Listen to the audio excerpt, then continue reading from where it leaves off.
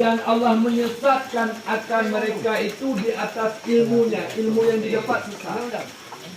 Maka ditanya, Muslim itu mesti punya sifat amana rasulu bima unzila ilaihi min rabbihi wal mu'minun kullun amana billahi wa malaikatihi wa kutubihi wa rusulihi la nufarriqu baina ahadin min rusulihi wa qalu sami'na wa ata'na.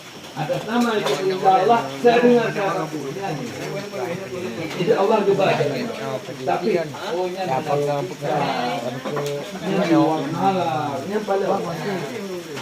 Saya belum mau. Dia buang ha. Dia buang itu hanya baca 3 Mei.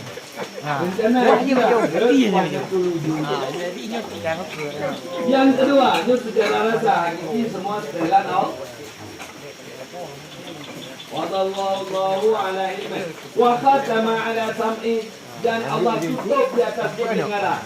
Mau diberi nasihat 1000 nasihat, walaupun semua nabi turun